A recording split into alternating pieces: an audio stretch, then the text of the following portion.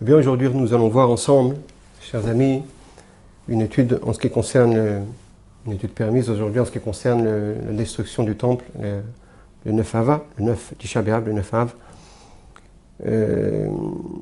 Il faut comprendre que le Beth Amikdash n'est pas seulement, bien sûr, un endroit physique où il y avait un temple, les sacrifices, la avoda des Kohanim, le service des Kohanim, le service de tout qui faisait ce service-là pour tout le peuple d'Israël. C'est la situation idéale pour tous les Yehudim, situation idéale dans le monde où Dieu réside dans le Beth Amikdash et bien sûr réside au milieu d'entre nous.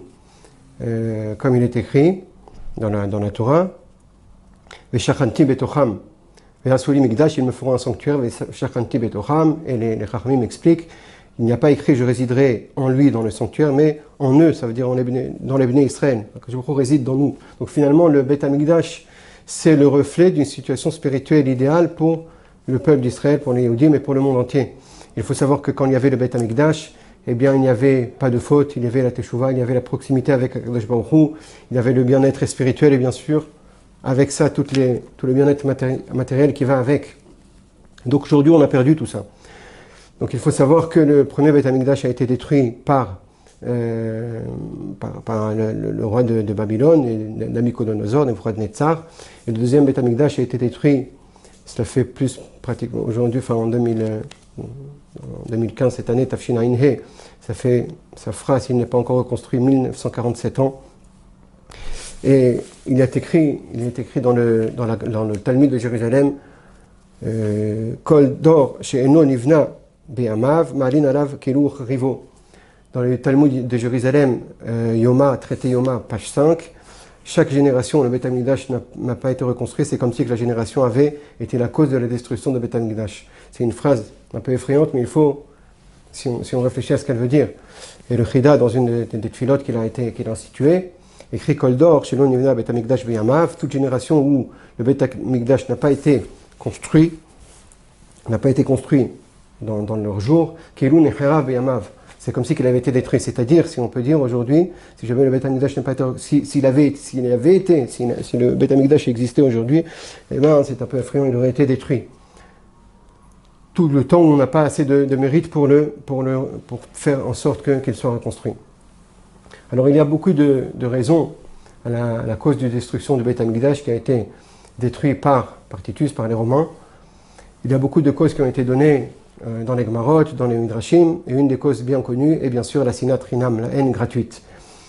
Alors la Sinat Rinam, c'est écrit dans la Gemara Yoma d'Aftet, page 9, le traité Yoma.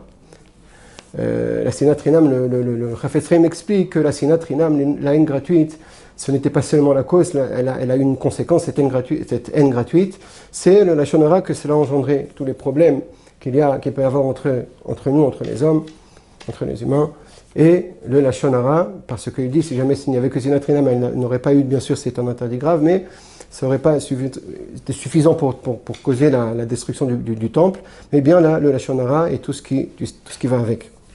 Et donc nous explique le Chafetz Chaim, il le prouve bien sûr, il nous explique que tant qu'on n'aura pas réparé cette faute-là de Sinat Rinam de Lachon Hara, eh bien on ne pourra pas avoir la reconstruction. Donc moi, ce que j'aimerais voir avec vous, c'est tout le sujet des mitzvot qui sont entre l'homme et son prochain, et en particulier le fait de ne pas vexer autrui. Ne pas vexer, de demander pardon et pardonner. Donc c'est un peu le titre de ce cours d'aujourd'hui. Et grâce à cela, que Baruch Hu nous donne la possibilité de revoir très très très vite le Beth Amikdash reconstruit. Donc il faut savoir que c'est Sinat Rinam, on traduit en français par la haine gratuite, mais il ne faut pas croire que si jamais le visage de mon prochain ne me revient pas, comme on dit en français, eh bien c'est gratuit, je n'ai pas le droit de le haïr. Mais s'il y a une petite raison, c'est déjà pas gratuit, c'est pas Sinat Rinam. Tant que on ne va pas définir dans ce cours, je ne saurais pas le définir, qu'est-ce que la Sinat Rinam, mais en tout cas, tant que d'après la Torah, on n'a pas le droit de haïr une personne, eh bien, si jamais on l'haït, on transgresse cet interdit. Donc, pourquoi finalement la Sinat Rinam et la Lachon Hara a été si grave? Le Chafetz Chaim explique que, tout simplement, lorsqu'il y a l'unité au sein du peuple juif, même s'il y a des fautes et des accusations, ces accusations ne peuvent pas prendre forme. Mais si jamais il y a du lachon hara, de la sinatrinan, de la haine gratuite, du lachon hara, de la médisance, eh bien, chas v'shalom, ces accusations, puisqu'il y en a en bas, le lachon hara c'est un peu une accusation, eh bien, automatiquement en haut, dans le ciel, eh bien, il y a aussi les accusations. Donc, la question qui se pose aujourd'hui est, eh bien, le Beth Amikdash a été détruit, quelle est ma responsabilité à moi en tant que juif, en tant que juive? Les juifs sont responsables de leurs actes, les hommes à partir de 13 ans, les femmes à partir de 12 ans. Quelle est ma responsabilité aujourd'hui par rapport à la situation dans le monde, à la situation du Beth Amikdash, des juifs, à la destruction du temple? En quoi je suis, finalement, je suis qu'un petit maillon dans la chaîne, je suis qu'un une pièce de puzzle? Est-ce que j'ai une grande responsabilité? Nous allons voir ensemble que notre responsabilité est beaucoup plus grande que ce que l'on peut imaginer. J'aimerais partager avec vous deux histoires qui se trouvent dans la Gemara de Gittin.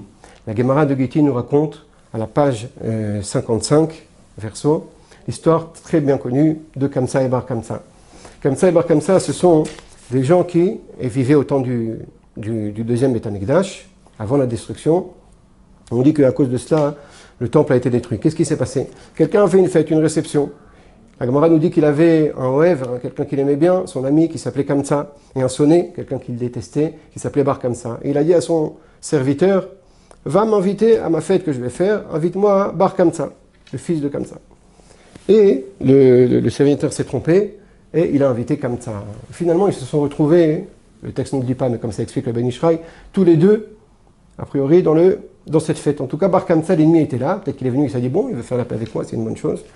Et lorsque, ça paraît pas clairement, mais il semble que ce soit le Balabaï, celui qui a fait la fête, qui a fait la réception, a vu que son ennemi était là, il a dit, ah, qu'est-ce que c'est là? Qu'est-ce que tu fais là?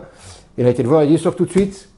Et l'autre, il ne voulait pas avoir honte, il a dit, écoute, d'accord, si tu veux que je sorte, c'est très bien, mais laisse-moi au moins terminer mon repas et que je sorte avec Kavod, que tu me renvoies pas devant tout le monde. Le Balabaï a dit, non, pas du tout. Pas du tout, tu sors maintenant. Il a dit, bon, je te paye mon repas. Non, je te paye la moitié de la réception. C'est énorme. Non, je ne suis pas d'accord, je te paye toute la réception. Alors là, c'est dommage parce qu'il pouvait non seulement peut-être faire le shalom, mais en plus, il n'aurait rien dû payer du tout. Il aurait dû le faire avant le shalom. En tout cas, qu'est-ce qu'il a fait? Eh bien, il n'a pas accepté et il a envoyé devant tout le monde. Il a pris, il a renvoyé à la porte et il a eu très honte, cette personne-là, Bar Kamsa. Et Bar Kamsa a dit, puisque les Chachamim étaient présents et ils n'ont rien dit, c'est donc que ça leur plaît, puisque ces temps-ci, je vais quelque part un peu me venger. C'est ce qu'il a fait. L'histoire nous dit qu'il a raconté aux Romains que les Béné Israël mardou, ils se sont révoltés. La preuve, ils ne veulent pas. Je suis sûr que si vous apporterez un sacrifice, ils ne le prendront pas. Un non-juif a le droit d'apporter un sacrifice au Beth Amikdash. Et c'est ce qui s'est passé. Les Romains ont apporté un sacrifice. Bar Kamsa a fait un petit moum, un petit défaut invisible aux yeux des Romains et visible pour nous, c'est-à-dire qui n'était pas bon pour nous. Les Bnei Israël n'ont pas les Kohanim, n'ont pas accepté de faire le sacrifice. A priori, d'après la Gemara, ils auraient peut-être dû, pour en tout cas pas, à cause du danger qui pouvait arriver. Et ils n'ont pas non plus tué Bar Kamsa, qui a été rapporté aux Romains que, c'est très grave ce qu'il a fait bien sûr, que donc les Juifs n'ont pas accepté le sacrifice. Et à cause de ça, il y a eu le début du Khorbat, de la destruction du siège de Yerushalayim et de la destruction du Beth Amikdash. En passant, le Ben Ishraï explique pourquoi on raconte Al-Kamsa ou Bar Kamsa. Kamsa, qu'est-ce qu'il a fait dans l'histoire? Il y avait celui qui a fait la réception, il y avait Bar Kamsa, mais Kamsa, qu'est-ce qu'il a fait? Alors il donne deux réponses. D'abord, et bien sûr on peut apprendre de ces réponses, Kamsa, il était, d'après la première réponse, présent, et il aurait dû l'empêcher. Il aurait dû l'empêcher de faire ça. Il aurait dû raisonner celui qui a fait la réception ne fait pas une chose pareille, c'est assourd de faire honte à son prochain public. Et deuxièmement, il dit que Kamsa était certainement le père de Bar Kamsa, puisque Bar Kamsa, ça veut dire fils de Kamsa. Donc Kamsa était là, c'était son père.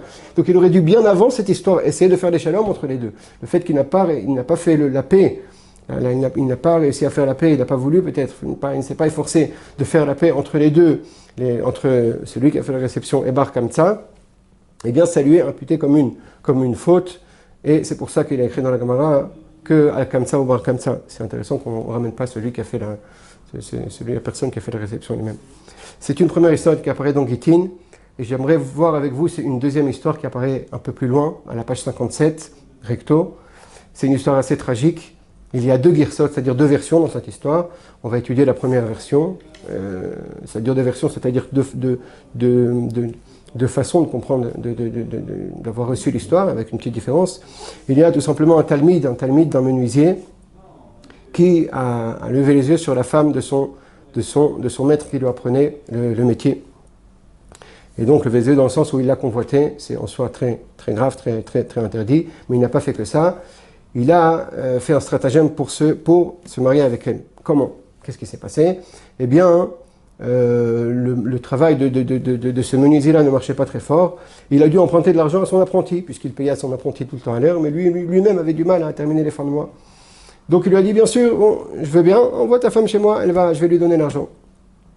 Lorsque cette femme elle est venue, il l'a retenue. On ne sait pas s'il y a eu yichoud ou pas. En tout cas, d'après la première version, il n'y a pas eu de faute. Il n'y a pas eu de faute, disons. Il n'y a pas eu de faute, il n'y a pas eu d'adultère. Mais il l'a retenue. Et puis, au bout de, je crois, 3 jours, il l'a libérée. Il a dit, tu peux rentrer chez toi. Et le monsieur lui a demandé, son patron lui a demandé, où est mon épouse? Et il lui a dit, il a laissé courir un mauvais bruit du Lachon Hara, du mot Shemra. J'ai entendu qu'elle se promenait avec des jeunes gens, peut-être qu'il y a une faute, des choses pas très claires. Le mari était tout comme ça paniqué. Qu'est-ce que tu me conseilles de faire? Il a dit, à mon avis, il faut que tu la divorces, cette femme-là. Ah bon? Il faut que je la divorce. Mais cette ketouba, il doit payer très cher pour la ketouba, pour le contrat de mariage. Il lui dit, t'inquiète pas, je vais te prêter de l'argent. Et c'est ce qu'il a fait, son apprenti lui a prêté de l'argent. Et qu'est-ce qu'il a fait? C'est lorsqu'il a divorcé, il s'est marié avec cette femme-là. Lorsque le moment est venu de rembourser cet argent, le balabait, le chef, donc menuisier, le patron, n'avait pas d'argent. Il lui a dit, c'est pas grave, travaille pour moi. Comme ça, tu pourras me rembourser. Finalement, le patron s'est retrouvé en train de voir sa femme, c'est son ex-femme chez son apprenti. Et lui-même être méchamesh, ça veut dire qu'il devait servir dans leur maison. On raconte qu'une fois, lorsqu'il a amené 2 verres pour leur donner à boire, ses larmes ont coulé dans les verres. C'est une histoire vraiment tragique. Il y a écrit dans la Gemara que Azen Tam Gzardin, ça veut dire que sur cette histoire-là, le Gzardin, le décret du Chorban Bet Hamikdash a été signé. Lorsqu'on voit ces histoires, bien sûr, c'est des histoires terribles, mais on se demande, bon, d'accord, mais cela ne me concerne pas ou de très loin. Et finalement, j'aimerais partager cette réflexion avec vous. J'avais vu plusieurs fois ces histoires, mais il me semble qu'on peut tirer un autre enseignement de ces histoires-là. C'est que finalement, ces histoires ne s'adressent pas, on ne parle pas ici d'un roi d'Israël qui a fauté, ou d'un prophète, ou d'un grand rave, ou de plusieurs grands rabbanim. En tout cas, d'après ces versions-là qu'on vient de lire. Il y a d'autres versions, les rabbanim auraient dû être mohé, auraient dû empêcher de ce qui s'est passé. Mais a priori, dans les premières versions, en tout cas, c'est sûr que les protagonistes de ces histoires-là sont des gens, on peut dire des gens simples, on va dire, des gens comme tout le monde. Et à cause d'une dispute, finalement, qui est ponctuelle, qui concerne un petit nombre de personnes, à cause d'un manque, de faute dans Ben Adam le Havero, dans l'homme envers son prochain, même s'il n'y a pas eu des fois des fautes encore plus graves, mais seulement la shonara, la sinatrinam, le fait de se procurer la femme de son prochain d'une manière, détournée d'une manière comme ça, avec orma, avec ruse, déplacée et interdite, eh bien à cause de ça, il y a eu le Chorban Bet Hamikdash. Donc finalement, est-ce qu'on ne peut pas se demander est-ce qu'on a une responsabilité bien sûr très grande en ce qui concerne tout ce qui se passe dans le monde, tout ce qui se passe avec les Yehudim, en ce qui concerne la destruction du temple. C'est-à-dire que si moi je suis capable aujourd'hui de faire le shalom avec moi, dans ma famille, dans ma maison, autour de moi, avec les gens avec lesquels je suis en marloquette, c'est sûr que ça amènerait un grand shefa, une grande abondance de bien-être et de bon et de tov, de bon dans le monde entier, sur chacun et sur soi-même en premier. C'est ce qu'on voit de ces histoires, que ces histoires c'était tout en chacun finalement. Et finalement, à cause d'une faute qui paraît ponctuelle, ça engage tout le peuple juif tout entier. Je suis certain que si jamais on avait été voir à ce moment-là ces gens-là, on leur disait attention, ce que vous allez faire à cause de ça, il va y avoir la khatima du Gzardin, il va y avoir le sceau du décret divin. Il va y avoir le Chorban Bet Hamikdash, bien qu'il y avait d'autres fautes bien sûr, mais ça a été le catalyseur, la goutte d'eau qui fait déborder le vase. Je suis certain que ces personnes auraient fait tchouva sur le moment. Donc finalement, on voit qu'on a une responsabilité énorme, non seulement par rapport à nous, à nous-mêmes, à notre famille, mais par rapport au monde entier. grâce à cela, on peut comprendre le Rambam. Le Rambam dans la Chot Teshuvah, le troisième périque de la Chot Teshuvah, dans la quatrième halakha, nous dit que chacun doit voir soi-même, sa ville et le monde entier, comme étant à la moitié de mitzvot, de bonnes actions, et la moitié de mauvaises actions. Et si jamais la personne fait une bonne action, eh bien elle a fait pencher en sa faveur non seulement la balance des bonnes actions, du tov, du bien pour elle-même, et pour toute sa ville, pour le monde entier. J'ai toujours pensé que ce Rambam était une manière, disons, de faire en sorte que l'homme ne faute pas. Mais est-ce que finalement, vraiment, une action peut pencher la balance du bon côté ou du mauvais côté? A priori, on voit de ces Gemorot que oui, qu'une action d'une personne, même si c'est une personne a priori commune, simple, comme tout le monde, qui n'est pas dans les premiers du peuple d'Israël, dans les grands rabbanim, dans les grands prophètes, dans les rois, une personne peut faire pencher la balance d'un côté ou de l'autre. C'est quelque chose de grave et d'important de voir quelle responsabilité on a chacun d'entre nous. Et si on se demande comment c'est possible que chaque Yehudi, que chaque juif ou juive, même à partir de 12 ans, de 13 ans, jusqu'à 120 ans dans ce monde-là, comment on peut avoir une responsabilité si grande? Eh bien, la réponse nous est donnée par Rabbi Chaim Evologin, qui est l'élève du Gaon de Vilna. Il a écrit dans le livre Nefesh HaChaim, dans les premiers chapitres, il explique qu'il y a un verset dans la Torah, dans la Parasha Bereshit, où il y a écrit, lorsque Dieu veut créer le monde, créer l'homme, il dit Naase Adam Betsalmenu Kidmutenu. Faisons l'homme Betsalmenu selon notre tselem. Je ne traduis pas tselem sur notre image. Kidmutenu, qui nous ressemble. On traduit à notre image, mais c'est pas vraiment juste. Et le Nefesh HaChaim explique qu'est-ce que ça veut dire qu'il nous ressemble. Ça veut dire qu'il aura une truna, une qualité, une possibilité qui est propre au divin. L'homme a une possibilité, le juif en particulier, le Yehudi, a le juif et la juive, donc a une possibilité qui est caractéristique à Akadosh Baruch Hu, à Dieu lui-même. Et qu'est-ce que c'est cette possibilité? C'est tout simplement, pas tout simplement, c'est énorme, de construire ou de détruire. Construire ou détruire. Quoi? Eh bien, construire ou détruire des réalités dans les mondes supérieurs et qui prennent forme dans le monde ici-bas. C'est-à-dire que finalement, l'homme et la femme, chaque action, chaque parole, chaque pensée, dans le bon ou l'inverse, crée une réalité spirituelle qui prend forme dans ce monde matériel-là. C'est ce qui explique les histoires qu'on a vues, les midrashim qu'on a vues ensemble. D'ailleurs, là-bas, il explique grâce à cela la Mishnah dans Pirkei Avot, que vous connaissez certainement tous, Dama lema la mimar, il y a une Mishnah qui dit dans Pirkei Avot, les maximes des pères, sache qui est au-dessus de toi, Aïn roa, ozen shomat, un œil qui voit, une oreille qui écoute, et chacun de tes chol ma'asecha basefer nirtavim, mais chacun de tes actes sont écrits dans le livre. Il explique, Dama lema la mimar, on peut traduire pas, sache qui est au-dessus de toi, mais on peut lire autrement. D'après ce qu'il vient expliquer, lui-même explique cela, Rabbi Chaim Evologin, Dama lemala, sache qu'est-ce qui se passe au-dessus de toi, qu'est-ce qui se passe au-dessus de toi dans les mondes supérieurs, et donc qui prennent ensuite matérialité dans le monde ici-bas. Qu'est-ce qui se passe au-dessus de toi? Eh bien, mimar, ça vient de toi. Tout ce qui se passe au-dessus de toi, ça vient de toi. C'est-à-dire que Akadosh Baruch Hu, il a une anaga qui, bien sûr, ne dépend pas de l'homme qui amène l'humanité à un but bien donné, mais il y a aussi une anaga, ça veut dire une conduite avec l'homme, avec l'humanité, par rapport à nous, par rapport aux juifs eux-mêmes, comment eux ils se conduisent de cette manière que Baruch Hu se conduit, comment nous on se conduit nous-mêmes. Donc on voit que finalement on a une grande responsabilité par rapport au monde entier. Et j'aimerais ramener donc l'importance aujourd'hui de ne pas vexer son prochain, puisqu'on parle du Tisha B'Av, du Chorban, du Beit Hamikdash, de ne pas vexer autrui. Et à cause de ça, bien sûr, cela emmène la Sinat Rinam, la Lashon Hara. Il faut s'éloigner de toute pgia, de tout manquement, de toute vexation par rapport à son prochain. Quand je dis son prochain, c'est bien sûr d'abord sa famille, son épouse, ses enfants, ses parents, sa famille et tous ceux que l'on côtoie. Tous ceux que l'on côtoie. Le Rav Shtelman amène en son nom, chez Yerchen Orech Lemem Shanim, on ramène dans son nom, dans son livre, un livre qui s'appelle Mizekenim et Tebonan. Je réfléchirai grâce aux anciens. Il explique on voit que les gens sont pégim, les gens peuvent se vexer facilement. Mais ce n'est pas une raison pour dire, bon, les gens se vexent facilement, alors il ne faut pas que je fasse si attention, non. Même si les gens se vexent facilement, il faut faire en sorte de ne pas les vexer et de faire attention. J'aimerais vous ramener quelques histoires qui illustrent cela. J'ai lu il y a quelques temps une histoire d'un Bachour Yeshiva, qui était très mutzlach, c'est-à-dire très réussi dans tout ce qu'il faisait.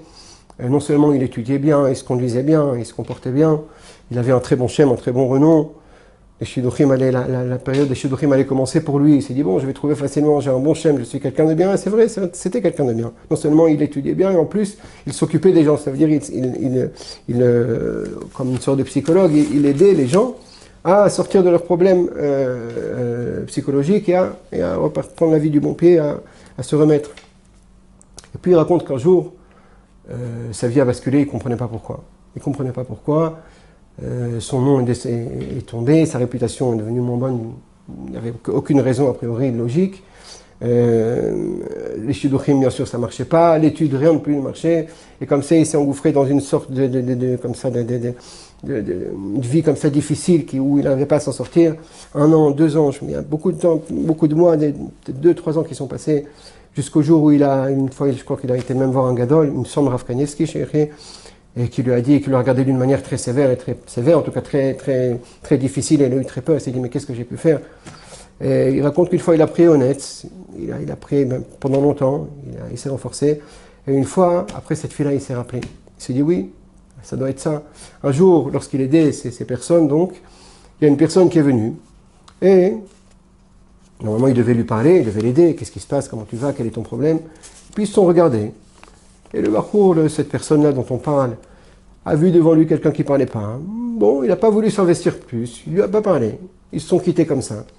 Mais en réalité, l'autre personne a eu très honte. Comme ça, je viens, je me déplace, moi-même j'ai honte de m'occuper de mes problèmes personnels. Je fais l'effort de venir et d'essayer de m'en sortir et personne ne m'aide. Cette personne a eu très honte et finalement ce Bachour a dit peut-être que c'est ça. L'histoire nous dit qu'il a demandé pardon, il a cherché. Effectivement, cette personne a eu très honte. Et à partir du moment où il a demandé pardon, il a obtenu son pardon, et bien la vie a changé. Bien sûr, dans ces histoires, on ne peut pas toujours savoir est-ce que c'est vraiment ça, mais en tout cas, on peut, comme m'a fait remarquer un grand rave, on peut en tout cas être au chèche, ça veut dire s'inquiéter que peut-être, c'est ça. On a besoin tous, au niveau pratique, au niveau personnel, au niveau du peuple juif tout entier, du monde entier, de Yeshuot, que je nous apporte ses secours à différents niveaux. En premier lieu, comme ça disent tous les rabbinim, bien sûr qu'il faut essayer de voir si on n'a pas vexé autrui, s'il n'y a pas d'ekpédotes, c'est-à-dire des gens qui nous en veulent, de la rancune, justifiée ou non. Même cela, ça peut faire gêner au niveau spirituel. J'aimerais aussi ramener une autre histoire à propos d'un malade, quelqu'un qui était malade. C'était justement quelqu'un qui faisait très attention de ne pas vexer autrui. Et il faisait attention, il avait cette mitzvah-là qui lui tenait à cœur. Et il est tombé malade, il a été voir le Rav Steinman justement. Il lui a dit, regarde si tu n'es pas vexé quelqu'un. Moi, vexer quelqu'un, mais justement, je fais attention à ça. Il a réfléchi, et effectivement, il avait construit dans sa maison, il avait agrandi sa maison, il a fait des constructions. Un voisin ne voulait pas. Il a demandé à un Beddin, à un Dayan, qui est venu sur les lieux, il a dit, non, tu as le droit de construire. Tu as le droit, il a le droit, il a fait tout ce qu'il fallait, il a construit. Mais ça embêtait ce voisin-là. Parce que je crois qu'il lui cachait une fenêtre, quelque chose comme ça, je ne sais pas. En tout cas, qu'est-ce qu'il a fait cette personne? Il a enlevé ce qui gênait au voisin, il a demandé pardon au voisin, et il s'est rétabli. Lorsqu'il a dit après au Rav Steinman, on a raconté cette histoire, il a dit on ne peut pas savoir, peut-être que c'est ça, on ne peut pas savoir. Mais en tout cas, on voit que dans ces histoires-là, le fait de vexer autrui est très grave, et il faut absolument faire en sorte de ne pas vexer et demander pardon si on a vexé. J'aimerais vous ramener une sikha très connue de Rav Chaim Shmulevitch, qui était le Rosh Yeshiva de Mir, lorsqu'elle s'est déplacée aussi au Japon, il était aussi Rosh Yeshiva là-bas, et il amène deux histoires qui sont vraiment terribles, où on voit quelle est l'importance de ne pas vexer autrui. Une histoire d'une personne, Rav Rechumi, dans la Gemara, dans la Gemara Ktubot, page 62, qui venait Erev Kippour, avant c'était très courant dans la Gemara, les sages allaient étudier loin de leur maison et venaient quelques fois par an. C'était comme ça l'habitude, en tout cas les premières années. Lui, il avait l'habitude de venir Erev Yom Kippour, la veille de Yom Kippour. Et ce Yom Kippour-là, Rav Rechumi a tardé. Il a tardé parce qu'il était encore pris par son étude et il ne voyait pas le temps passer, il a tardé. Sa femme s'inquiétait, elle s'est dit peut-être qu'il ne viendra pas, peut-être qu'il ne viendra pas. elle a laissé couler des larmes. Et à cause de ces larmes-là, eh bien, qu'est-ce qui s'est passé? Rav Rechoumi étudiait dans une sorte de dans une maison, dans l'étage supérieur, et le toit s'est effondré, et Rav Rechoumi niftar le bet olamo. Rav Shmulevitch explique que c'est sûr que si jamais on avait demandé à cette dame-là, est-ce que tu es d'accord que son mari s'en aille, c'est sûr qu'elle allait dire bien sûr que non, qu'ils vivent longtemps et qu'on vive longtemps heureux ensemble. Mais il explique le fait qu'elle a une kpeda, cette kpeda automatiquement, cette rancune, le fait qu'elle elle était vexée, elle a eu de la peine, cette peine a automatiquement, comme un boomerang, fait un din, c'est-à-dire un jugement néfaste pour son mari Rav Rechoumi. Une autre histoire, il ramène là-bas au nom de, dans la Gemara Baba Kama, page 117, on raconte l'histoire très connue de Rabbi Yochanan et Rav Kahana. Rabbi Yochanan était âgé, il avait les cils qui lui tombaient sur les yeux, et il était très âgé. Rabbi Yochanan, un amoura très très réputé, la halakha, pratiquement tout le temps comme lui, Rabbi Yochanan. Il avait devant lui Rav Kahana, Rav Kahana avait un défaut, comme il avait reçu un coup dans la lèvre, sa lèvre, il avait un petit défaut, et on pensait qu'il souriait tout le temps. Alors que ce n'était pas vrai, c'était un défaut de lèvre. Lorsqu'il a levé les yeux, Rabbi Yochanan, on a levé les yeux, les cils, pour qu'il puisse voir. Il a vu quelqu'un qui souriait. Il pensait qu'il se moquait de lui. Il a écrit que Ikpid, ça l'a gêné, il a un peu tenu rancune. Et en plus, c'était un Rav très très grand, très important. Cette rancune-là fait en sorte que Rav Kahana est nifta, à la makom. L'histoire nous raconte après que Rabbi Yochanan a fait Triat Hametim, il m'a demandé, excuse-moi, je ne savais pas, revis, c'était des grands, des Gdolé Olam, ils pouvaient faire ça Triat Hametim, faire revivre les morts. Rabbi Yochanan, Rav Kahana a dit non, c'est bon, laisse-moi où je suis, d'accord, je te pardonne, laisse-moi où je suis. Mais en tout cas, on voit que, nous explique Rabbi Chaim Shmulevitch, que le fait de faire du mal à son prochain, même si on n'est pas responsable à la limite, même si on n'est pas responsable du tout, qu'est-ce qu'il a fait Rav Kahana parce qu'il a un défaut de lèvre, mais puisque le prochain a une kpeda, on a causé de la peine à son prochain, on a été la cause, même en direct, eh bien, c'est comme du feu. C'est-à-dire que le Onesh vient, la punition vient comme du feu. Quelqu'un ne peut pas dire, mais j'ai pas fait exprès, j'ai mis ma main sur le feu. Mais le feu, ça brûle. La même chose. Le fait d'être pogab, de vexer son prochain, ça brûle. Et donc, il faut absolument essayer de réparer ça, de faire en sorte de ne pas vexer. Et si jamais on a vexé, de pardonner. De demander pardon. D'aller voir la personne, de demander pardon. D'essayer de faire le shalom. Et non seulement de demander pardon, et celui à qui on demande pardon, il faut essayer bien sûr de ne pas être arzari, de ne pas être cruel. Il y a écrit dans la halakha, c'est ramené dans la halakha, dans le Rambam, dans la halakha sur le Rosh Hashanah Yom Kippour, lorsqu'on vient sincèrement demander pardon une fois, deux fois, trois fois, maximum, sauf si c'est sur Rav, il y a des halakhot, il faut pardonner, il faut donner son pardon. Maintenant, comment rendre la chose plus facile? Comment essayer de comprendre? Une personne m'a fait du mal, c'est difficile. Moi, lui pardonner, d'accord, ce serait très bien pour moi, pour ma famille, pour le monde entier, pour la construction du Beit Hamikdash. Mais c'est difficile. J'aimerais vous lire ce qu'écrit le Chovot Alevavot, qui est un des premiers livres de Moussa, en tout cas en tant que tel, dans le Shar Abitachon Perik Dalet. Je vous lis un tout petit peu en hébreu quelques lignes et je traduis en français. Ve'ilu ha'anaga nechona kelape oivav mekanav u'mavksheratohi shebechol ma shenogea elem yiftach al borei yitbarach. Je passe un petit peu. Ve'izbol et ma shem ma'alimim oto. C'est-à-dire, il explique ici que comment l'homme doit se considérer ses ennemis, les gens qui lui font du mal, qui lui veulent du mal, qui sont jaloux de lui. Eh bien, il doit avoir confiance en Akadosh Baruch Hu que d'abord supporter leur vexation et ne pas leur rendre ce qu'ils ont fait. Et l'inverse, leur faire du bien, si jamais on fait du mal. Bien sûr, la Torah ne nous demande pas de tout pardonner, il y a des choses qui sont graves, je ne parle pas des choses très très graves, il y a des fois dans la Torah des choses qui sont, chacun peut prendre conseil avec ses parents, avec ses amis, qui sont empreints de Torah, avec ses rabbanim. On parle de choses qui ne sont pas, il y a des fois des choses qui ne sont pas, en général, c'est pas si grave que ça. C'est pas des grands nezakim, c'est des choses qu'on peut pardonner. En général, on a tendance à croire que tout est grave, c'est mieux de voir la vie d'une autre personne qui n'est pas qui n'est pas concernée directement. Donc nous dit le Chovot Alevavot de ne pas rendre ce qu'on lui a fait. Et l'inverse, de leur donner, de leur faire du bien, du chesed, de leur faire du tov. Et de se rappeler que si quelqu'un peut me faire du tort ou du bien, c'est seulement dans les mains de Dieu. Sinon, si jamais Dieu ne lui permet pas de me faire du bien ou l'inverse, il ne pourra pas me le faire. Et c'est seulement des mtsaïm, c'est seulement des moyens. Ça ne veut pas dire qu'il a le droit de faire ce qu'il a fait, mais en tout cas, moi, je regarde comme un instrument dans la main de Dieu. Ce n'est qu'un instrument, cette personne-là. Et Il doit, par contre, penser, il doit finalement se soupçonner lui-même. Pourquoi j'ai eu ça? C'est sûr, parce que j'ai peut-être quelques fautes. À cause de ça, je dois avoir ces vexations. À cause de ça, je dois avoir ces problèmes. Et donc, ça ne veut pas dire qu'on ne peut pas se défendre, qu'on peut pas, si quelqu'un nous vole l'argent, qu'on ne peut pas lui demander, mais toujours regarder que finalement, ce qui nous arrive, ça vient de Kadosh Baruch Hu. Et grâce à cela, il nous le dit, si jamais la personne fait cela, eh bien, ses ennemis vont devenir des amis et vont finir par l'aimer.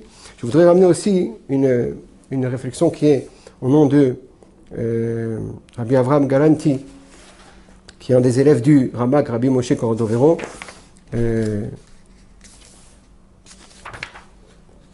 Rabbi Avraham Galanti, donc Rabbi Moshe Cordovero, c'est un des plus grands Mekoubalim versés dans la Torah, dévoilés et cachés de notre temps, le Ramak, Rabbi Moshe Cordovero.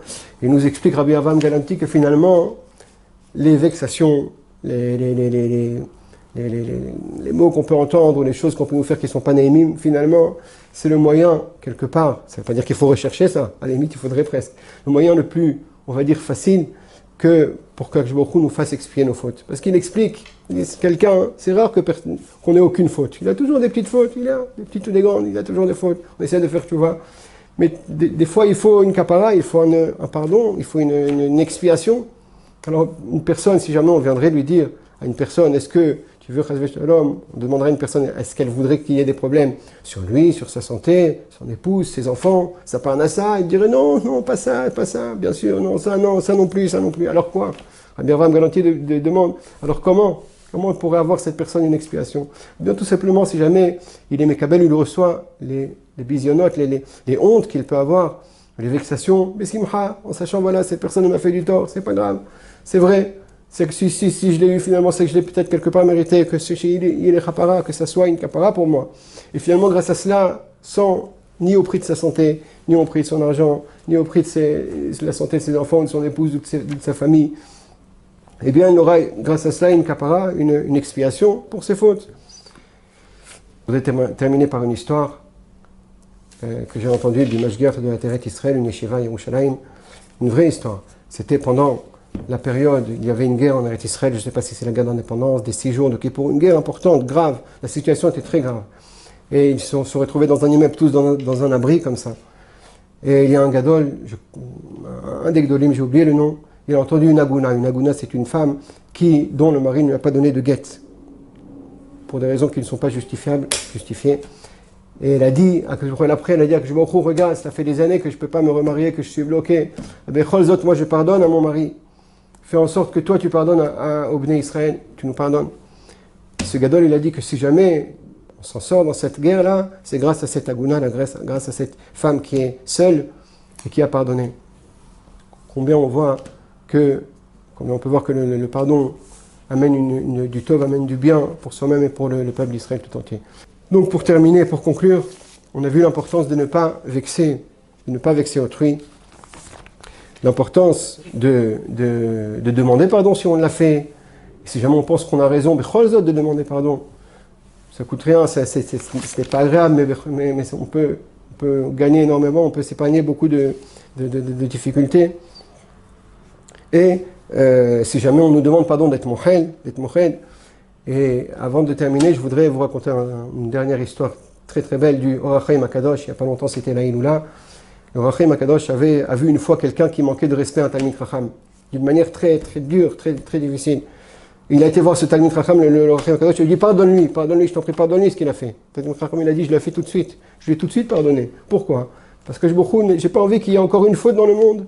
Est-ce qu'on a besoin encore de fautes pour que Dieu soit sauvé, si on peut dire, qu'il y a encore une faute dans le monde, que Dieu attende cette faute-là, il y a encore cette faute qui existe, je l'ai pardonné tout de suite.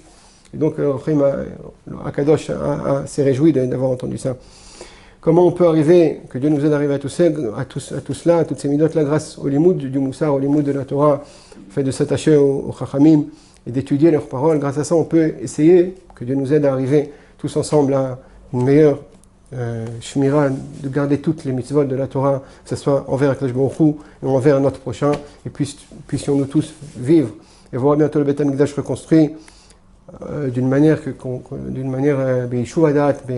c'est-à-dire avec des bonnes gizérot pour nous et pour tout le peuple d'Israël tout entier. Beruchim tiyu. שיבנו בית המקדש בקרוב, אמן. כל טוב.